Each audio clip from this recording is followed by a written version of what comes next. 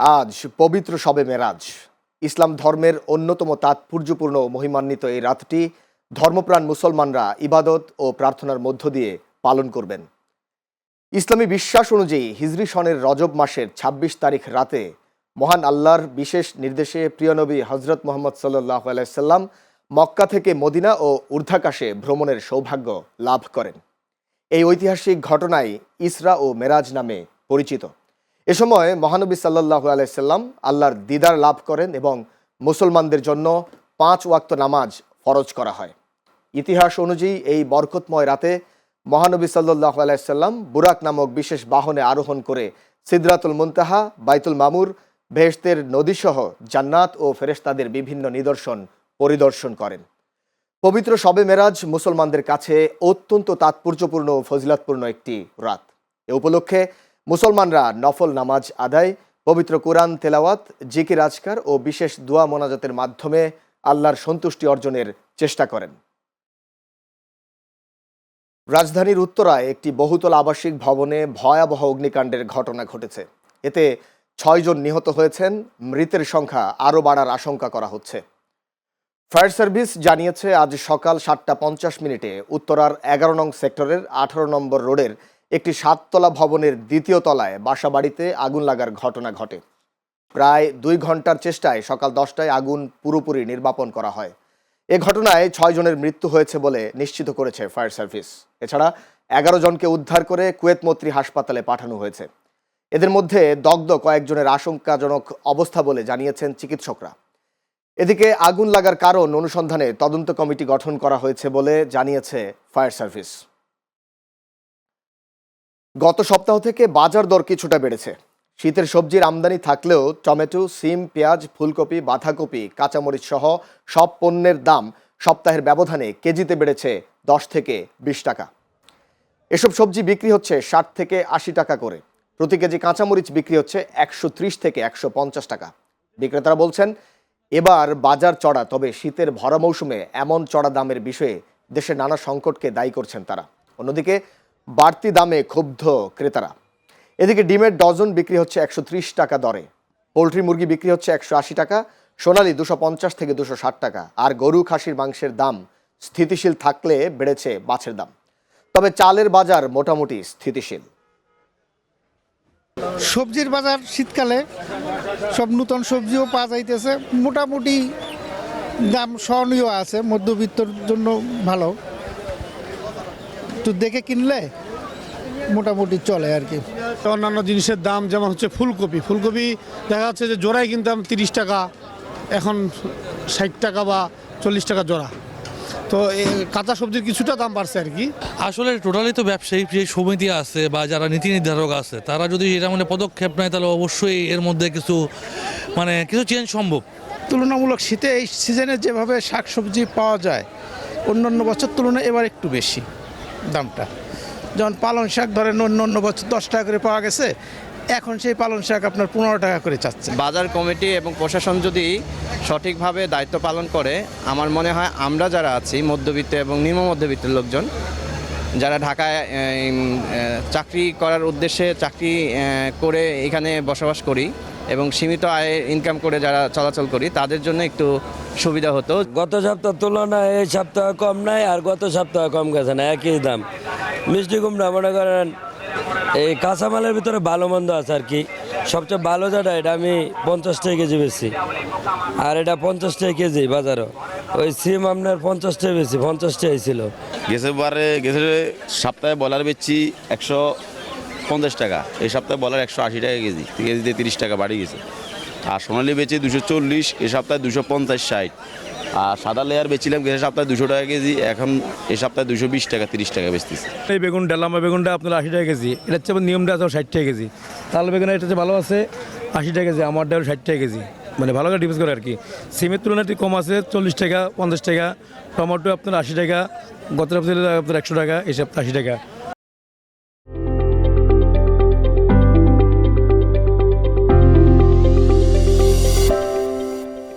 ঢাকা টাঙ্গাইল মহাসড়কে চলন্ত বাসে এক ছাত্রীকে গণধর্ষণের অভিযোগ উঠেছে। এ ঘটনায় বাসের চালক, হেলপার সহ ৩ জনকে আটক করেছে পুলিশ। বৃহস্পতিবার ঢাকা টাঙ্গাইল মহাসড়কের করটিয়া আন্ডারপাস এলাকা থেকে বাসের চালক হেলপার সহ 3 জনকে আটক করা হয়। এলেঙ্গা হাইওয়ে থানার অফিসার ইনচার্জ মোহাম্মদ শরীফ জানান, বুধবার রাতে মিরপুর সরকারি বাংলা কলেজে দর্শন বিভাগের ছাত্রী ঢাকার রেডিও কলোনি থেকে আশুলিয়া যাবার জন্য সাভার পরিবহনে ওঠে। পরে যাত্রীরা নামার পর কলেজ ছাত্রীকে আটকে রেখে সাথে থাকা স্বর্ণালংকার, টাকা ও মোবাইল ছিনিয়ে নেয়। পরে বাসটি বিভিন্ন জায়গায় ঘোরাফেরা করে নারীকে রাতভর গণধর্ষণ করে ও ভিডিও ধারণ করে। ঢাকা টাঙ্গাইল মহাসড়কের করটিয়া আন্ডারপাস এলাকায় সন্দেহজনক অবস্থায় দাঁড়ালে হাইওয়ে পুলিশ বাসটিকে আটক করে জিজ্ঞাসাবাদে ঘটনা জানতে পারে। সদ্য প্রয়াত মুন্সিগঞ্জ প্রেস ক্লাবের সভাপতি মীর বাসির উদ্দিন জুয়েলের মৃত্যুতে তাঁর বিদেহী আত্মার শান্তি ও মাগফিরাত কামনায় দোয়া মাহফিল ও স্মরণসভা অনুষ্ঠিত হয়েছে। বৃহস্পতিবার সন্ধ্যায় মুন্সিগঞ্জ প্রেস ক্লাব প্রাঙ্গণে দোয়ার আয়োজন করা হয়। এ সময় অনুষ্ঠানে প্রয়াত প্রেস ক্লাব সভাপতির মফস্বল সাংবাদিকতায় দীর্ঘ 2 দশকের রেখে যাওয়া অবদানের কথা স্মরণ করে সংক্ষিপ্ত বক্তব্য তুলে ধরেন সাংবাদিকরা। তার অকাল মৃত্যুতে শোকের ছায়া নেমে এসেছে মুন্সিগঞ্জের সাংবাদিক অঙ্গনে। গত রোববার রাতে হৃদযন্ত্রের ক্রিয়া বন্ধ হয়ে শেষ নিঃশ্বাস ত্যাগ করেন মুন্সিগঞ্জ প্রেস ক্লাবের সভাপতি মীর বাসির উদ্দিন জুয়েল। লক্ষ্মীপুরে জামাত বিএনপির নেতাকর্মীদের মধ্যে পাল্টাপাল্টি হামলার ঘটনা ঘটেছে। এ ঘটনায় উভয় পক্ষের অন্তত 15 জন আহত হয়েছে। বৃহস্পতিবার বিকেলে লক্ষ্মীপুর সদর উপজেলার চরশাহী ইউনিয়নের বটতলা গ্রামে এ ঘটনা ঘটে। জামায়াত নেতা হেজবুল্লাহ সোহেল জানান, তাদের পূর্ব ঘোষিত অনুযায়ী নারীদের নিয়ে সভা চলছিল। এ সময় বিএনপি নেতাকর্মীরা তাদের ওপর হামলা চালায়। বিএনপি নেতা সাইফুজ্জামান শরীফ বলেন, চরশাহী ইউনিয়নে তাদের দলীয় প্রোগ্রাম ছিল। সেখানে কয়েকজন এসে জানান, টিসিবির মালামাল দেওয়ার কথা বলে নারীদের থেকে ভোটার আইডি ও 20 টাকা করে নিচ্ছে। এ ব্যাপারে জিজ্ঞেস করলে জামায়াতের নেতাকর্মীরা এসে তাদের ওপর হামলা চালায়। চট্টগ্রামের বাঁশখালীতে উপজেলা ছাত্রদলের আয়োজনে দিনব্যাপী দেশ গড়ার পরিকল্পনা শীর্ষক প্রশিক্ষণ কর্মশালা অনুষ্ঠিত হয়েছে। বৃহস্পতিবার উপজেলার এসকেবি কনভেনশনে কর্মশালা অনুষ্ঠিত হয়। চট্টগ্রাম দক্ষিণ জেলা ছাত্রদলের যুগ্ম আহ্বায়ক আব্দুস সবুরের সভাপতিত্বে কর্মশালায় প্রধান অতিথির বক্তব্য রাখেন চট্টগ্রাম 16 আসনের ধানের শীষের প্রার্থী মিশকাতুল ইসলাম চৌধুরী পাপ্পা। উদ্বোধক ছিলেন চট্টগ্রাম দক্ষিণ জেলা ছাত্রদলের আহ্বায়ক রবিউল হোসেন রবি। প্রধান বক্তা ছিলেন জেলা ছাত্রদলের সদস্য সচিব কামরুদ্দিন সবুজ। খুলনায় শুরু হয়েছে 3 দিনব্যাপী ইন্টারন্যাশনাল আর্ট ফেস্টিভ্যাল।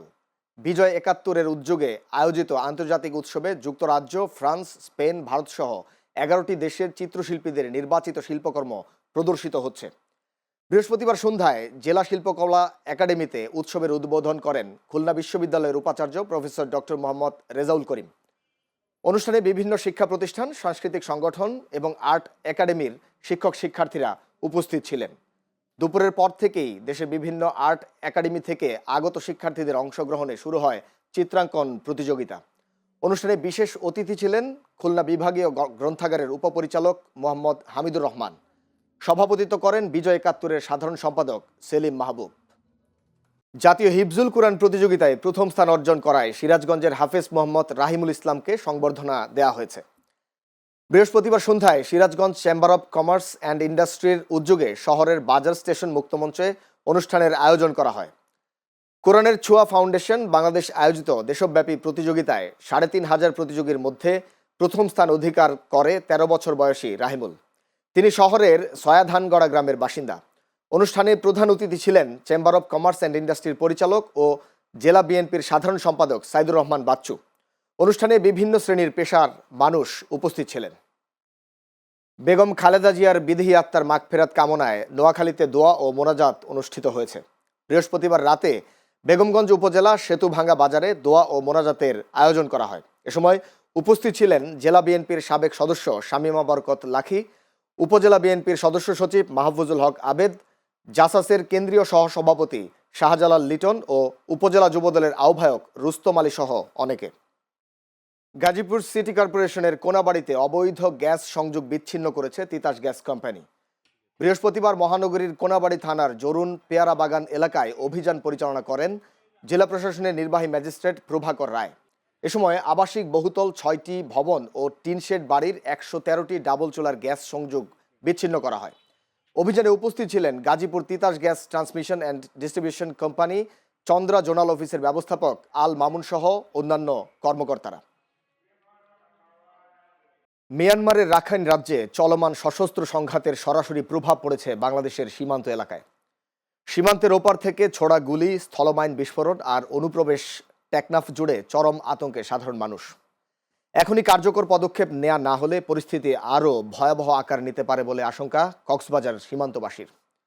প্রতিনিধি মুজিবুর রহমানের পাঠানো তথ্য ও ছবিতে দেখুন প্রতিবেদন।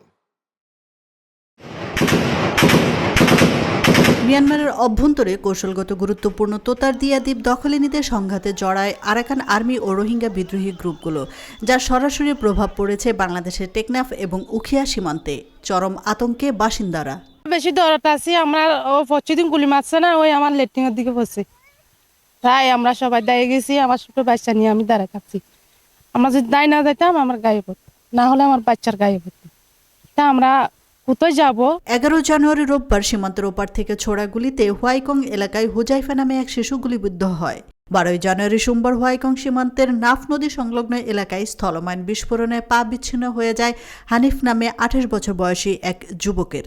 কিছুদিন আগে গোলাগুলির পর এরা ওইখানে মাইন নামের যে কত ছোট ছোট বোমগুলা বসাই দিছে, কিন্তু ওইখানে ঘেরে আতঙ্কের জন্য কেউ ওইদিকে যাইতে পারতেছে না। গতকালকে একজন আমাদের এই লম্বা বিলি ওই একটা ছেলে মনে করেন ওই একটা পা অলরেডি খুঁজে পাইনি, আর একটা পা একটু মনে করো ঝুলন্ত আছে। আমাদের বেরিবান্ধের পাশে তো আমাদের অনেকগুলো জায়গা, মানে কি আমাদের গ্যার আছে, এই তারপরে কালোর মধ্যে আমরা মাছ ধরে খাই। আমরা তো ওখানে যাওয়াই লাগে আমাদের। ওই বাংলাদেশে ঢুকে ওনারা ল্যাংম্যান বসে গেছে, আমরা তো সেটা জানি না। তো ওইটার মধ্যে ওনার পা পড়ছে আর তারপরে ওইটা উঠছে। নাফ নদীর চর ও নোম্যান্স ল্যান্ড এলাকায় গুলি পুঁতে রাখা স্থলমাইনের কারণে এখনো আতঙ্ক কাটেনি টেকনাফ সীমান্ত জুড়ে। গুলি মারলে আর ঘর তোর আর তাকি না পারি, চালত তোরের উড়ানোর তোরের এরপরে আর তো গরিব মানুষ আর হনিকা যাই না পারি, বিয়া হদিন বয়ে আর মরি যান গই গুলি পরে আর হত্যা যাই বহুত আর হাসর মানুষ। ওই সমস্যা বেশি পয়সা লে আর ঘর ভিতর গুজি, তারপরে দুয়ার দ্বারা বাঁধিয়ে এটা আরো হয় না। 2-3 হাজার গুলি হাইয়ে উনো দাঁটাখানা ভর্তি হইয়ে নতুন কিছু নিয়ালাইয়ে কিছু ন নিয়ালা। তবে আজ এনেকে আরা চল্লংকে ঘুরে হাইয়ংকে ঘুরে দেশ মাদা আর কোনো উপায় নাই। আর এ বিষয়ে বিজেপির ঊর্ধ্বতন কর্মকর্তা ও দায়িত্বশীলদের সঙ্গে একাধিকবার যোগাযোগের চেষ্টা করা হলেও কারো বক্তব্য পাওয়া যায়নি। সীমান্তের ওপারে গোলাগুলির মুখে গুলিবিদ্ধ সহ মিয়ানমারের 53 জন সশস্ত্র গোষ্ঠীর সদস্য সম্প্রতি আশ্রয় নিয়েছে বাংলাদেশে। অনুপ্রবেশের দায়ে মামলার পর তাদের আদালতে পাঠিয়েছে পুলিশ। সীমান্তের ওপারে চলমান সংঘর্ষ ও মাইন পোতার কারণে নিরাপত্তা ঝুঁকি বাড়ছে বাংলাদেশের সীমান্তবর্তী এলাকায়। সীমান্তে নজরদারি বাড়ানোর পাশাপাশি কূটনৈতিক পর্যায়ে মিয়ানমারের বিরুদ্ধে কার্যকর পদক্ষেপ নেওয়ার দাবি স্থানীয়দের। অন্যথায় পরিস্থিতি আরও ভয়াবহ রূপ নিতে পারে বলে আশঙ্কা তাদের।